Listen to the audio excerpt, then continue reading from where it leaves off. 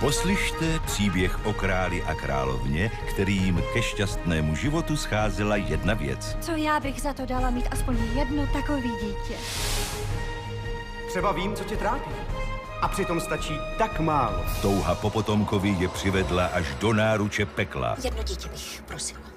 Bude stačit 3,40 kg? Není to nějak málo? Taky bude záležet na tom, co budete chtít. Holčičku. Holčičku. Teď ti stačí jenom podepsat. Pokud možno krví. Cože? No, vlastní. Tu budu opatrovat já. Až bude Štěpánka velká, vezmu si ji za ženu.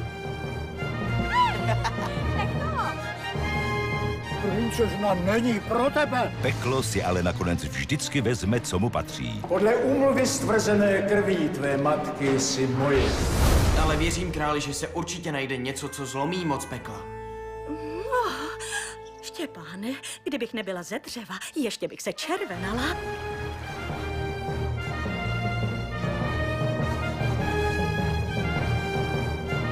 Zakletou princeznu může ze spárů pekelných sil zachránit jen opravdová a čistá láska.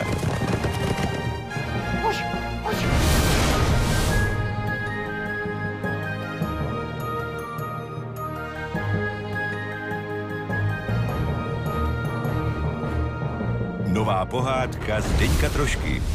Čertova nevěsta. A kdy už to bude, maminko? Už brzy v kinech od 28. dubna.